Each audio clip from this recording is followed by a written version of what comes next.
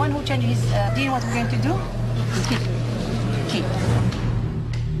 The last day will not come until the Muslims fight the Jews and kill them.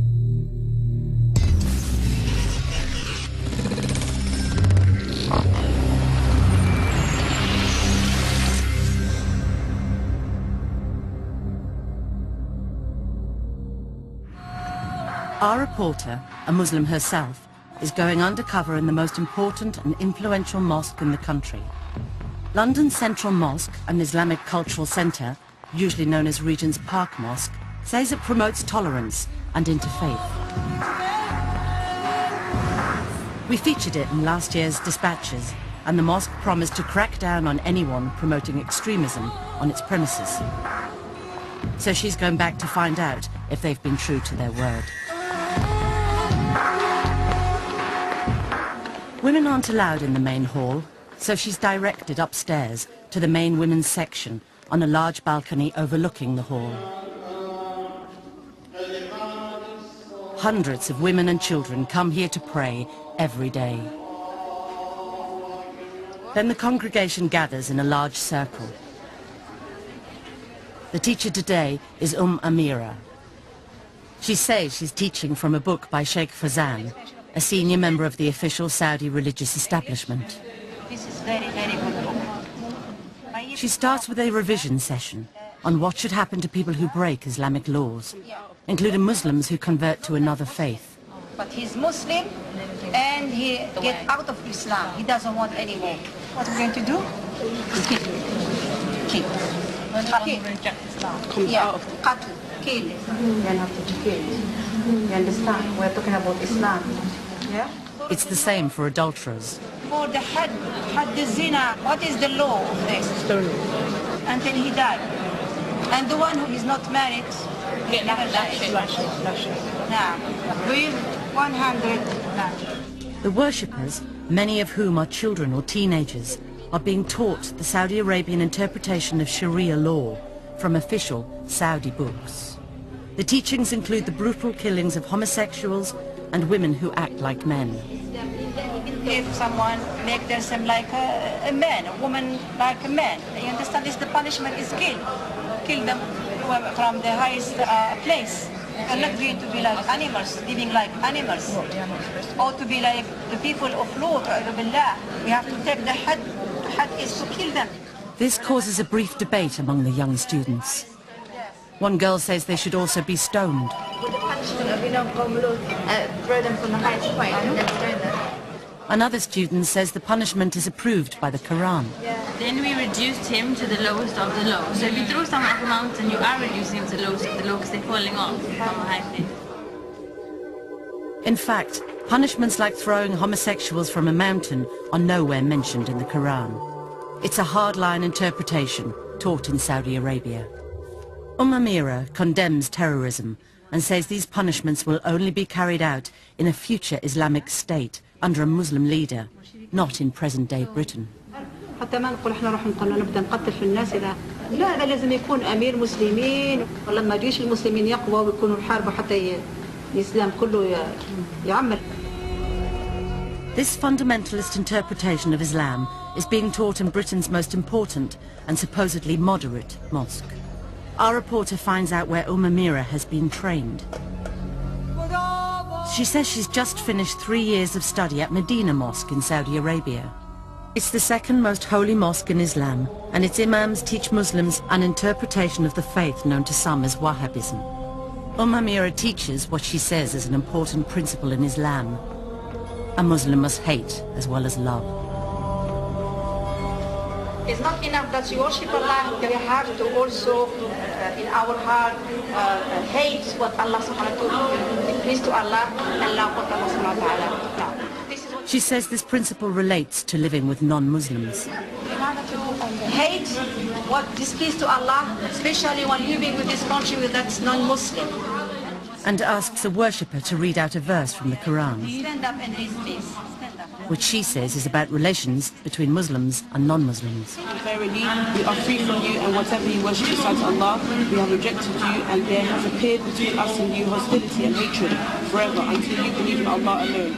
Mira says it means Muslims must separate from non-Muslims. You understand, sister? Islam is the tabarruk min al-shirk wa ahli, the people who do the shirk. Any questions? After the lesson, our reporter approaches Mira to ask her to clarify her teaching. You know, when we talked about the love and enmity for Allah, how do we apply that? How as a Muslim do I apply that? Yeah. Muslims should show good manners to non-Muslims and can try to convert them to Islam, but cannot befriend them. She uses the Arabic term kafir, meaning disbeliever or infidel. To be good friend, give them all about our secret, understand? We have to be fair with them, but it's not allowed. Because wala is only to Muslim, not to the kafir. Mira says she's learned this doctrine of separatism in Saudi Arabia, whose clerics preach a brand of Islam often called Wahhabism. Wahhabism is opposed to the diverse and tolerant traditions of classical Islam, according to moderate British Muslims like Sheikh Musa Admani, an imam who's advised the government on Islam. The Saudi Wahhabi worldview is very narrow. It's extremely intolerant. This extreme intolerance comes out of seeing non-Muslims as basically non-human. Intolerance, hatred, dislike, this is not Islamic teaching at all. Separating from disbelievers is the official theology of the Saudi state, according to Saudi academic Professor Madawi al-Rashid. The Saudi religious scholars adopt a very strict and radical interpretation of the status of a Muslim minority in a non-Muslim society. A true Muslim should not associate with infidels. So you are physically here, but mentally, socially, religiously, you belong elsewhere. Now we've found this message of segregation being taught at the most important mosque in the country. It's visited by world leaders and even has its own interfaith department, which organizes visits from government, the civil service, representatives of other religions, and thousands of British school children a year. The mosque says the aim of these visits is to promote understanding and respect between the communities. Our reporter is filming as some of the interfaith groups are brought into the women's area. So this is what we have in our heart. It's just On this occasion, Mira meets them. let me know how to reach the way, the right way. On another occasion, a group of non-Muslims is invited to sit down with the circle. The preacher promotes Islam to them, but talks politely about other religions too. And the message, the Quran, came to confirm the truth in the previous scriptures. But as soon as the interfaith group leaves, the same preacher's tone changes completely. She now says Christian teachings are vile. And we feel nothing sometimes going past the church. We don't look at it in disgust and think, subhanAllah, what are these people doing in there? What they say with their tongues is so vile and disgusting. It's an abomination. Like the other preachers in the circle, she says she's teaching from the works of the Saudi scholars. In this case, Sheikh bin Baz, a former Grand Mufti of the kingdom. The teachings include that a Muslim cannot be tolerant of other religions. He shouldn't just be indifferent and say things like, you go to church, you know, I go to the mosque, let's all stay together like one big happy family and all be united as humanity. This is false, this does not work, this concept is a lie, it's fake, and it's a farce. The circle preaches for 8 hours a day on Saturdays and Sundays. Any woman who goes there to pray is likely to hear their preaching. Our reporter is told the circle was set up years ago by Mira, but while she's been in Saudi Arabia, it's been run by this woman, Salim. She too preaches Saudi teachings. She says she's met a Muslim woman who is too friendly to non-Muslims. When she sees a kafir woman, big smile. When she turns around, she sees me there. Yeah. It's part of Islam, of the aqeedah, of the correct belief, that you love those who love Allah, and that you hate those who hate Allah. Okay? Although the preachers say Muslims should act well with non-Muslims, in private they were often disparaging about their ways and beliefs. In 2 months at the mosque, we only recorded one incident of dissent. A worshipper sitting in the audience objects to the teachings on disbelievers, saying Islam encourages Muslims to mix with others. The recent ayah of the Quran says, you know, we made of you peoples, different shu'ub, to know one another. And if you communicate with the other and you show the beauty of Islam, then, you know, then maybe people could come into Islam. The preacher qualifies her statements a little. It doesn't mean that we should oppress them. It doesn't mean that we don't give the right. It doesn't mean that we don't help them. Okay? But then returns to the main theme. But it doesn't mean as well that we should befriend them. Regent's Park Mosque was set up 60 years ago to represent British Muslims to the government. It says its role is to help Muslims integrate into British society. The Women's Circle does preach against terrorism and doesn't incite Muslims to break British laws. But far from preaching integration, Salim says Muslims cannot take British citizenship. Their loyalty is to Allah. There are some conditions that can take you into the kufr, to take the British citizenship. And whether you like it or not, for these people you are selling your religion for. It's a very serious thing. It is not allowed to give allegiance to other than Allah. And another preacher says Muslims shouldn't live in Britain at all. It's not befitting for a Muslim that he should reside in the land of evil, the land of the land of the disbelievers.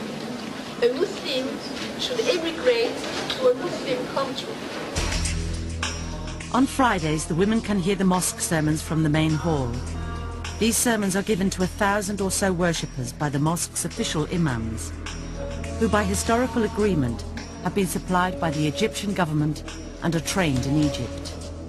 These sermons, our reporter heard, were very different from the Women's Circle's teaching, stressing a tolerant and diverse Islam. But our reporter has found that upstairs, British women are being constantly exposed to hardline Saudi teachings. There are other links between Britain's Central Mosque and Saudi Arabia. It's been heavily funded by the kingdom, and the mosque's Director General is from Saudi Arabia. Dr. Ahmed Al-Dubayan is the public face of the mosque and in overall control. I would like really to express our prayers, our condolences also. After the 7th of July bombings, he held a press conference there to condemn terrorism. And it is not accepted by the Muslim community. It's not accepted also by all means by the Islam itself as a faith and as a religion. Dr. Al-Dubayan is not an imam, he's a Saudi diplomat. He's Islamic Affairs Attaché to the Saudi Embassy in London and has full diplomatic immunity. Dr. Al-Dubayan told us that some of the preachers, including Amira, were unknown to him. He said Salim had requested permission to be an authorized teacher at the mosque, but had been refused, as she did not supply references and written information about her teachings and views.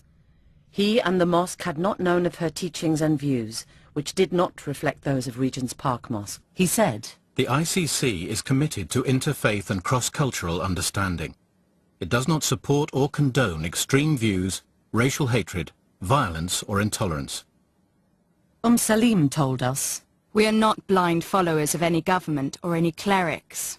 We do criticize other religions just as other religions criticize Islam.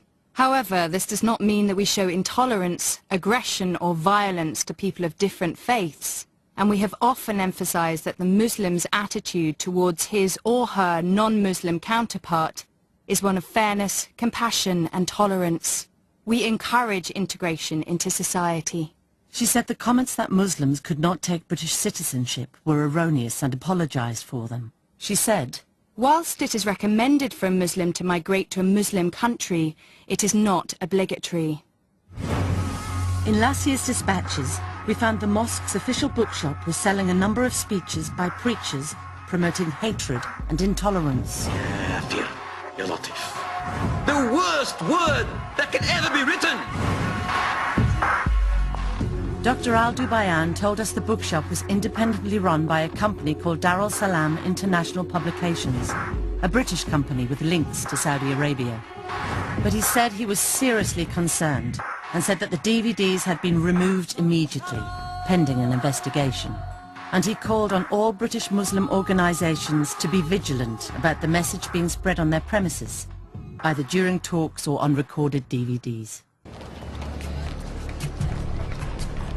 So our reporter went back to the bookshop and went to the same shelves to see if he had been as good as his word. But despite his promises, she found they're still selling the speeches of exactly the same preachers we identified last year. They're still selling DVDs of Murtaza Khan, a British school teacher and preacher. In this one, he attacks the Western idea that women can be independent from men. The mental capacity of this society teaches you, I'm a woman in my own right. I can get my own job. I can get my own funding. I can get my own welfare. I can get my own flat. I can get my own home. I can get my own state benefit. I don't need you in my life. What is that? Deception of the devil. And says men should control them.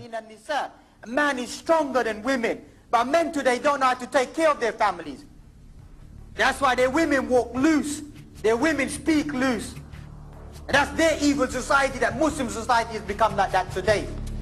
And they're still selling DVDs of Sheikh Faiz, who was trained to preach in a Saudi religious university, condemning disbelievers. The kafar. Who cares what they do? They do the most evil, filthy things. The disbelievers, the evil, wicked, mischievous people. Balak, you can see the evil in that face. Do not mix with people who do not prostrate to the oneness of Allah Ta'ala, who do not prostrate to the Almighty Lord. Keep far away from people like that. Last year we found DVDs of him calling Jews pigs who would be killed at the end of the world. In this new one from the bookshop, he is still condemning Jewish beliefs and Jews themselves. The leader of pride or arrogance are no other than the Jews. Wallahi, they got the most extreme racial pride in them. An abominated, filthy, disgusting, gross belief. Their time will come, like every other evil person's time will come. And they're selling more speeches by Sheikh Khalid Yassin, who learned Arabic in Saudi Arabia. In some of the DVDs we found, he says Muslims could have a constructive relationship with non-Muslims. But in this DVD, he praises the Sharia law practiced in Saudi Arabia, saying he's witnessed public beheadings there. When you enter Saudi Arabia, everybody knows how everything goes. They're the only ones that have the power and who have the audacity and who have the principle to continue punishing the people as Allah subhanahu wa ta'ala say punish them. At least I say we Muslims should have that kind of power all over the world. And that people can see people without hands. People can see in the public heads rolled down the street. People got their hands and feet from opposite sides chopped off and they see them crucified. They see people get punished. They see people get put up against a pole and see them get lashed in the public. They see it. And because they see that, that acts as a deterrent for them because they think about that. They say, oh, I don't want that to happen to me. Sheikh Yassin told us his comments should be considered in context. He said he did not support or promote Saudi Arabian government policy or religious rhetoric, and said capital punishments are carried out by many states and governments. He said, that lecture was aimed at reforming the Muslim people, the Muslim society and the Muslim world, to be adjudicated by the sovereign Islamic State, when one exists. Dar es Salaam International Publications told us the bookshop sells a wide range of material which they do not necessarily agree with. They said, we try to represent a variety of opinions through the products we sell, in order to spread peace, respect, tolerance and understanding. We were unable to contact Murtaza Khan. However, last year he told dispatchers, my discourses have never been delivered with the intent to malign any individual group or race.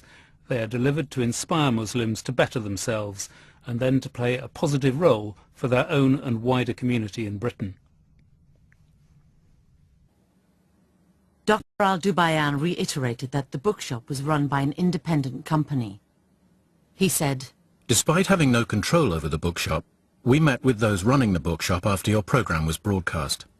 We made it clear that it was not acceptable for the bookshop to stock materials containing extremist views, as we consider these materials to be offensive and contrary to the aims of the ICC. We were assured all offending material had been removed and systems put in place to prevent this reoccurring. Dr. Ghayasuddin Siddiqui founded the Muslim Parliament in Britain and is director of the Muslim Institute, Britain's oldest Islamic think tank. He says the mosque's bookshop has previously been caught selling radical books as well as DVDs. Whenever such books are found, I mean, the only explanation from the administration has been that it's not part of us. But, I mean, you have no compulsion to having that bookshop, close it down. But this story goes on and on. They continue to sell books which are promoting basically Saudi Wahhabi ideology. As long as the Islamic Cultural Center in Regent's Park remains in the hands of Saudis, there will never be a unity among Muslims in Britain. Next, we investigate claims that the Saudi Arabian state is involved in spreading a message of intolerance and segregation.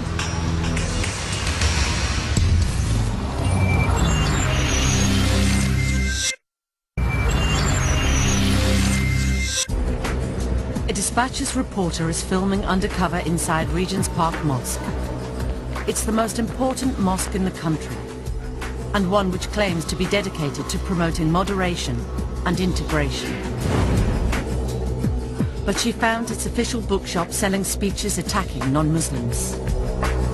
Disbelievers, the evil, wicked, mischievous people. And preachers teaching British Muslims to separate from non-Muslims and their society, and to believe in Islamic states with extreme Sharia law. The one who changed his deen, what we're going to do? Keep. Now our reporter was to witness Saudi religious rulings being given to women in Britain. After a month with the Women's Circle, she finds they're using the mosque to select some of the worshippers and invite them to private sessions. She's asked along. On Friday. Would you be able to come? Yes, inshallah. Let me write for you my address, inshallah. She heads for the meeting. It's taking place in a private house in North London. In the mosque, the circle gives general religious instructions to a few hundred women. But here, they're told by a senior member of the circle that they can get individual religious rulings from the Regent's Park Mosque preacher, Salim, which will directly affect their own lives. So Salim, who's our teacher at the masjid, she basically is coming to give a halakha about, various topics, anything you want to ask, anything you want to know. Salim answers their questions with strict rulings on women's personal freedom. She says they can't travel far without a mahram, a male member of the family, to escort them. Whoever believes in Allah should not travel without a mahram. This alarms one woman in the audience. Sister, me and my husband, we can't go together. So what do I do if I want to go? Yeah. She's told she can't travel by herself. So what do I do? You go with your husband. The British government says empowering Muslim women is a key part of its strategy against extremism. This year, Gordon Brown launched an advisory group of Muslim women to encourage integration into British society and greater participation in the workplace. The important thing for our country going forward is that every single citizen feels that they have a part to play. The aim is to help tackle radicalism, according to Saudi academic Dr. May Yamani. The current British government's policy is about empowering women to be part of the community where they live and participate and get jobs. This policy is certainly very important to keep real moderation in the community. Regent's Park Mosque says it aims to help Muslims integrate into society. But in the private sessions, Salim criticizes Muslim women who do so. We are going to see Muslims in every sphere of the everyday life in this country. I see Muslims, it breaks my heart when I see them working in banks, short sleeves, sometimes this tight, scarf like this, makeup, being with the kufa all the time, even speaking the language. She learns that this woman has a job in the health service. No, is the job okay? The job that you are doing, does it involve anything haram or is No. No, I or work in halal? pathology, hematology, just blood tests. Just blood tests? Yes. And they don't allow you to wear jilbab? Salim finds out that the woman can't wear a jilbab, a full Saudi-style Islamic covering, while at work. And she's working alongside men, which is forbidden by Saudi scholars. You work only with females? No. Salim says this is not acceptable. You know that working in an environment that is not Islamic, working with the kuffar, all this takes you away from the deen and hardens your heart. And it will be lying to you if I say it's okay. We asked Dr. Yarmani what she thought of this kind of Saudi teaching being spread to British Muslims. My reaction to this, restricting women a job in a hospital, performing their job and working with patients at a hospital because of type of gown they're wearing, or restricting the movement of a woman in the street, in London, or anywhere in Britain, my reaction is, this is not Islamic. They're not even justified by the basic Islamic texts. Salim denied to us the meetings were clandestine. She said the rulings that women could not travel alone and could not work if it conflicted with religious requirements were totally justified by Islamic texts. She said, "You may regard these juristic and textual rulings as extreme restrictions, but we see them as our way of life and a liberation of the soul."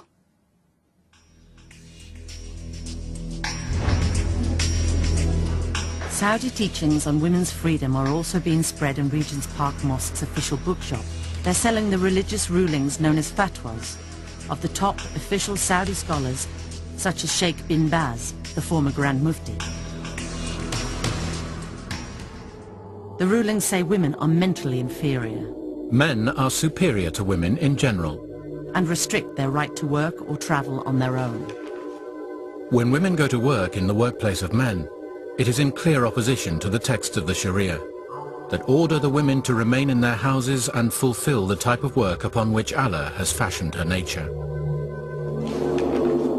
And it tells fathers they can marry their daughters off before they reach puberty without their permission. Last year, dispatches showed how Saudi religious rulings like these were being spread throughout major mosques in Britain. The Saudi Arabian government told us it was not involved in spreading a fundamentalist message and said, "There is no such thing as a Saudi Arabian religious establishment." So we asked the experts. There are people in Saudi Arabia, especially at the level of government, who deny that there is such a thing as a Saudi religious establishment. But this is an absolute myth. There is a religious establishment. It's a bureaucracy that is in control of a lot of institutions in Saudi Arabia. The Wahhabi religious establishment are constantly indulged as the co-rulers of the Saudi government. They control some of the most important levers of power. The Ministry of Islamic Affairs, the Ministry of Pilgrimage, the control over the judiciary, the control of most of the educational system. The religious establishment is headed by the country's most important clerics. Council of Higher Ulama or religious scholars is a body that is established by the state, whose main function is to issue religious opinion, but it is also responsible for overlooking the functioning of all other institutions. And the Saudi government has a bargain with the religious establishment. It allows them to control the social sphere, morality, or the public space. In return for that, they get subsidies, they get their salaries, but also it gains their acquiescence. So the religious establishment in Saudi Arabia is an integral part of the system. Whether the ruling elite admit that or not. The Saudi government has spent billions of pounds spreading Islam around the world. During the reign of the late King Fahd, Only from the 70s to the mid-80s, King Fahd has spent $75 billion funding schools, madrasas, mosques, charities throughout the world. Official Saudi websites give the figures. The result is some 210 Islamic centres wholly or partly financed by Saudi Arabia. More than 1,500 mosques and 202 colleges and almost 2,000 schools in non-Islamic countries. Saudi funding has a huge effect on British Muslim life, according to some Muslim commentators. Saudi Arabia has immense influence in Britain through their support of mosques and imams. When the Muslim community came to this country, they were not organized and they did not have enough resources. So they went to Saudi Arabia to collect funds, and through that thing they were able to influence, propagate their ideology all over this country. Many preachers in Britain have been trained in Islam in Saudi Arabia, like Mira, whom our reporter filmed preaching at Regent's Park Mosque. She spent 3 years studying at Medina Mosque. This is the official website of the Saudi Ministry of Islamic Affairs. It prints the sermons of Saudi imams and gives an idea of some of their teachings on non-Muslims. Fellow Muslims, following the kafir is disgraceful, while disobeying them is mighty. When a kafir dies, the whole of humanity is relieved. Beware of taking them as friends. You should hate them, disown them and their religion. This Saudi imam is overcome with emotion while reading a Quranic verse cursing Jews and Christians.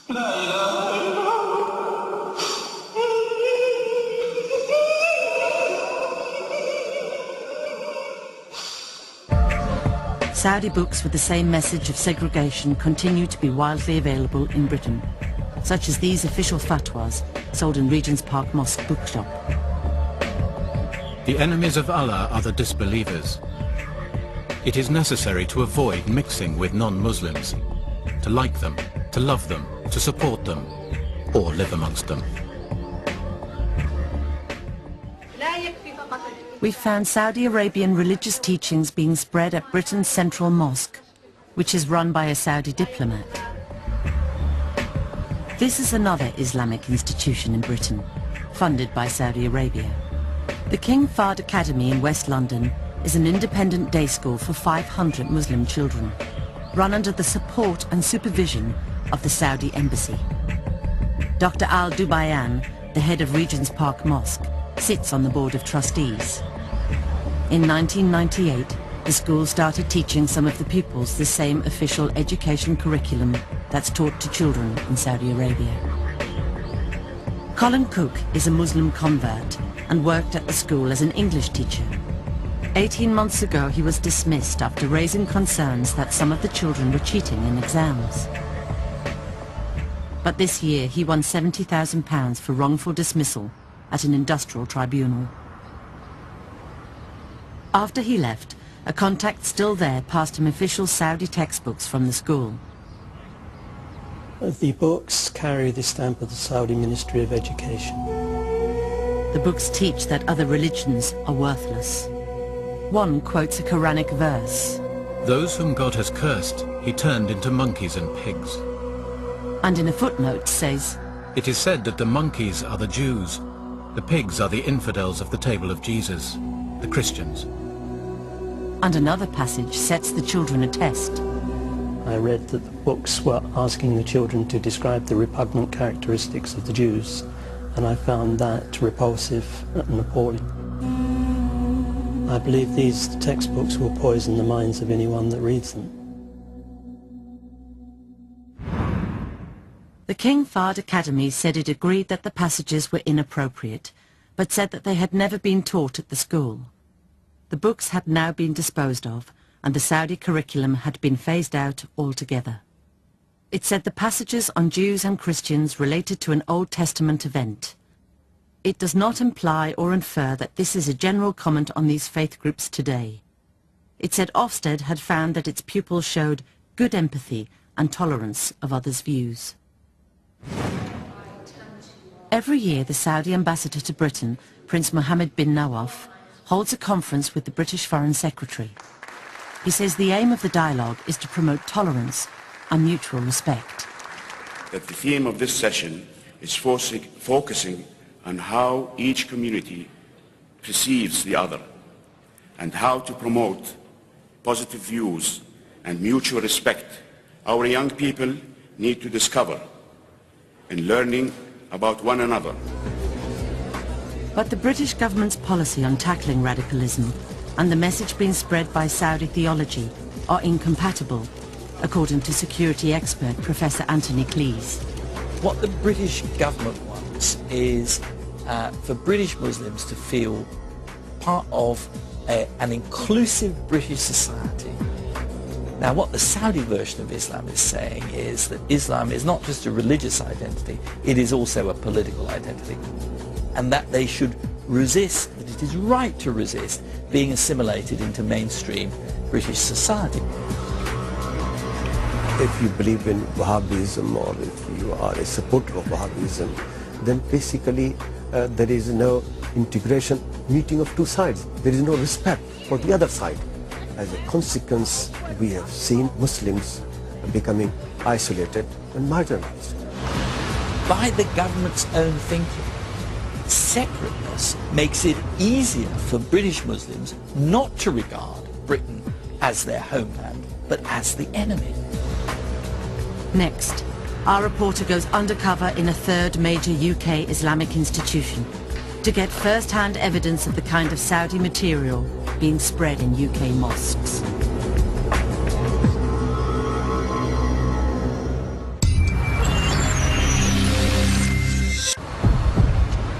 A Dispatches reporter is filming undercover, investigating major Islamic institutions in Britain with strong links to Saudi Arabia.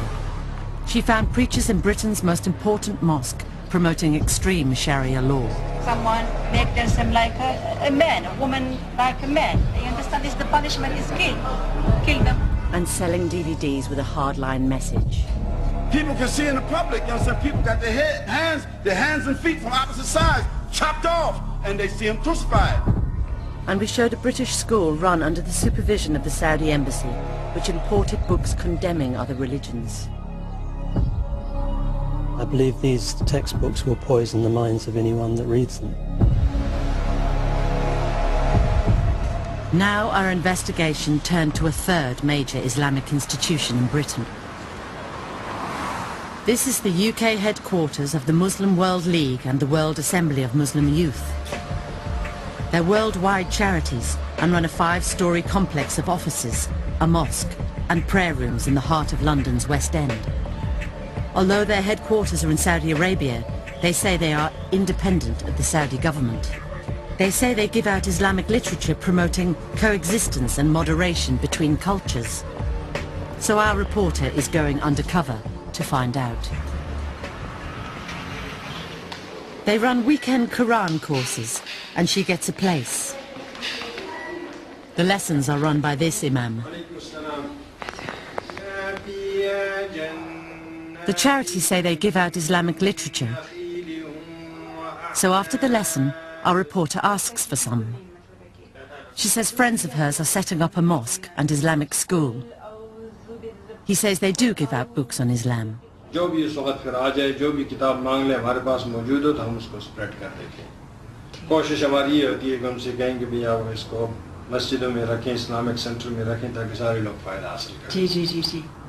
says they mostly give out English translations of the Quran.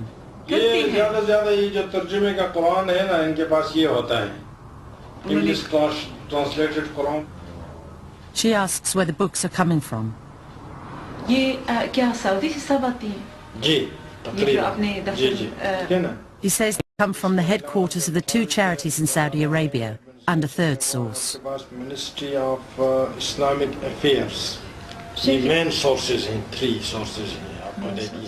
The charities based here claim to be independent of the Saudi government. But the Saudi Ministry of Islamic Affairs is using them to send books to Britain. And this official Ministry of Islamic Affairs website says the Muslim World League operates under its supervision. The two charities were set up specifically to spread the Saudi version of Islam worldwide, according to many moderate Muslim observers. They are massive organizations. They are global organizations backed by so many Saudi clerics and enormous funding. They will organize conferences, fund centers and mosques, provide literature, free literature for distribution, and of course it's all funded, organized by these two groups. Our reporter gets an appointment with the director of the London offices of the Muslim World League. She tells him friends of hers are setting up a mosque and school, and he agrees she can take some books, which are kept in a locked basement.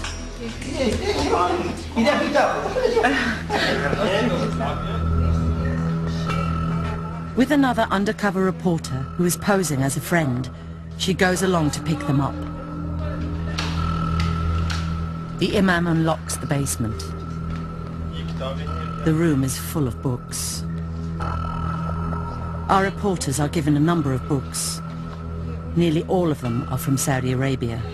Some condemn terrorism, others are straightforward guides to Islam and don't promote extremism. But others preach the same teachings our reporter had found being spread at Regent's Park Mosque, including works by the former Grand Mufti Sheikh bin Baz, advocating violent Sharia law punishments, such as death for Muslims who believe homosexuality is permissible. It is permitted to shed his blood and take his belongings. The books say love, support, loyalty and friendship with disbelievers is forbidden. Muslims must do jihad until all countries are ruled by Islam. If some of the people of the non-Islamic countries stand against Islam, they must be fought. And they must act upon the reported words of the Prophet. The last day will not come until the Muslims fight the Jews and kill them. Our reporter was given a sample copy of the translated Qurans they distribute in Britain. It's brand new, published in the last 2 years, and is produced under the supervision of the Saudi Ministry of Islamic Affairs. It bears King Abdullah's own seal of approval. We showed the new translation to Sheikh Musa Admani, who studied Islam at India's top religious universities. Whoever believes in Allah in the last day. A number of verses in the Quran preach peace and tolerance between Muslims, Jews and Christians. But the Saudi Quran contains footnotes saying these verses are no longer true, a narrow interpretation not followed by moderate Muslims. These scholars from Saudi Arabia are saying that it has been abrogated, it's been cancelled, it does no longer apply, because it doesn't fit in well with the ideology of segregation. Another footnote explicitly preaches segregation. This indicates that a Muslim should not stay in a non-Muslim country. Now, it's interesting. He's translating the Quran. Okay. The verse does not say anything about living Muslim, non-Muslim land. Here they're trying to use the credibility of the Quran to push their own idea in selected areas. The underlying motive here is to find a way of continuously implanting this permanent wedge between the wider British society and the younger Muslim living in Britain. He says King Abdullah's new translation has removed some objectionable material from previous Saudi versions. Made a bit of improvement, but it's not good enough. The Muslim World League told us some of the books we quoted from had been donated to them 10 years ago, assessed, considered not suitable for distribution and left in the basement. With regards to the translation of the Quran, it said, "No translation is perfect, and not every interpretation is agreed. You have managed to find a few footnotes which you dislike, and which most readers probably do not even bother to read." It said any allegation that it is promoting a theology of intolerance, separatism and extremism was offensive and entirely untrue. The Royal Embassy of Saudi Arabia told us that the King Fahd Academy, the Muslim World League and the Islamic Cultural Centre and Central Mosque were not part of the Saudi Arabian government or its instruments. It said, "The Saudi Arabian government does not advocate or support the bigoted beliefs of extremists, and there is no such organization as the Saudi Arabian religious establishment. It said Saudi Arabia promotes tolerance and mutual understanding and is at the forefront of international campaigns to stamp out and rehabilitate extremists. The British government says Saudi Arabia is its partner in tackling extremism, but critics say it's turned a blind eye to the importation of Wahhabism for years. Dennis McShane was a Foreign Office Minister from 2002 to 2005 and became worried at the government's attitude to radical Saudi teaching. The British establishment, in my judgment, in the sense of Whitehall, of senior ministers, refused to look at the penetration of Wahhabism into schools, into mosques. The ideology of what Wahhabism promotes is deeply inimical and dangerous to British values, but at the other level, this was a huge source of revenue for British companies, British state, British people, and that stopped, I think, any robust criticism of the Saudis. We were not firm enough in saying you should not export Wahhabism. He says the 7th of July bombings have been a wake-up call to ministers, but the government still doesn't take a strong enough line with Saudi Arabia. Clearly, Britain is a big trading state with an important defence industry. It needs a relationship with Saudi Arabia. But we have to say quite clearly, you can't export anti-Jewish, anti-democratic, anti-Western, anti-rule of law, homophobic, anti-women ideology dressed up as a religion. That is not acceptable. The British government told us, "We have put in place robust legislation to combat incitement to religious hatred, violence and terrorism. All individuals and organisations based in the UK are subject to this legislation, regardless of the provenance of their funding or connections to third countries, Saudi or otherwise." The petrodollar money coming from Saudi Arabia has basically distorted the growth and development of Muslim community in Britain. That's what I accuse them of. It's a destruction of Islam itself. The abuse and misuse of this great faith of mine, and not only mine, but of my children as well. To think, as I believe our government thinks, that it makes ideological sense to play patsy with the Saudis is folly of the first order of magnitude. We will be paying for it a vast amount in the years to come.